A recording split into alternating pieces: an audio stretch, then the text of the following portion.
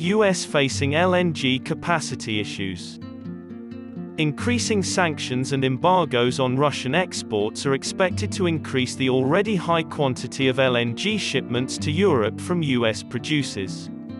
It was Europe that used more than half of all US LNG supplies this past winter, surpassing any other market.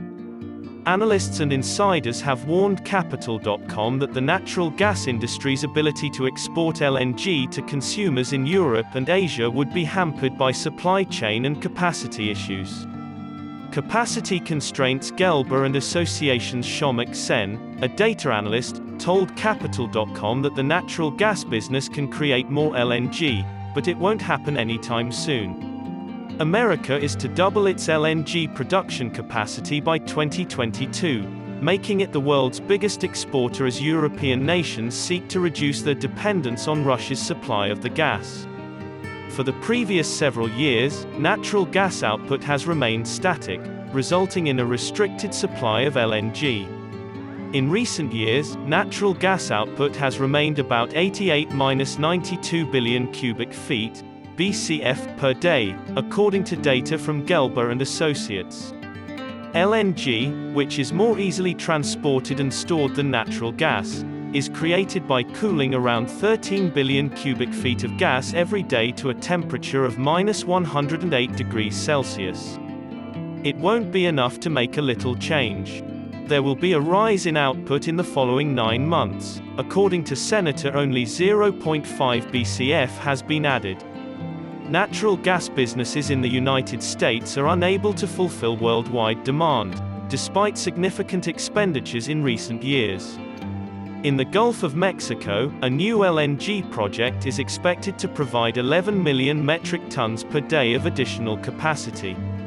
It might take years for new facilities built by LNG firms to come online. In Europe and Asia, US LNG can only provide a tiny fraction of demand, even if more plants come online. Countries like Australia and Qatar have become more important to the rest of the world. According to SEN, the producers in that region are similarly bound by long-term agreements. Europe, an estimated 4.3 million metric tons of LNG was sent to Europe in January, making up nearly 60% of all US LNG exports, according to Capella. It was 10% a year earlier. Last Monday, Germany announced plans to expedite the building of 2 LNG facilities. It now lacks any, SEN said, and it's not clear how long it will take to build. Rather than employing liquefaction trains to transport LNG from the dock to the plant, import terminals now use pipelines. However, regasification facilities are still required. Liquefied natural gas supplies to Germany. Due to Russia's invasion of Ukraine, the Nord Stream 2 pipeline was just cancelled, leaving Germany short on petroleum.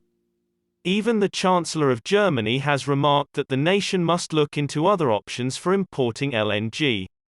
Currently, Belgium, France, and the Netherlands are the only countries that can supply Germany with LNG. Other European countries are more equipped to receive LNG exports. European Union, EU, member states have 26 of the 37 LNG terminals presently in operation in Europe. At least 12 US ships heading for Asia were diverted to European ports because of Europe's acute LNG and natural gas shortage this winter. Russia supplied around a third of the gas used in Europe. After Vladimir Putin's saber-rattling, Russia's energy powerhouse, Gazprom, saw its EU exports drop by 40% in January. Capella did not have any data for February. Setting the price. Some industry insiders and experts seem to be keeping their mouths shut when it comes to the impact that demand will have on the price. Montana Petroleum Association Executive Director Alan Olson remarked, "Pricing is a double-edged sword." On Wednesday afternoon, the price of British thermal units for April rose more than $4 to $4.75 per million. The price of oil and gas has fluctuated over the previous week as traders awaited the outcome of the US embargo on Russian oil and gas.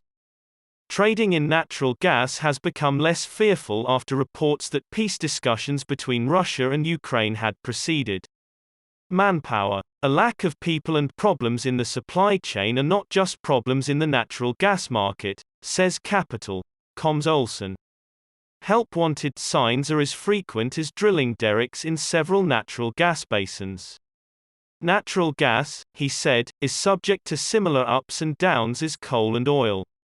Rifters traveled to Texas and Oklahoma in 2019 to end the feast cycle.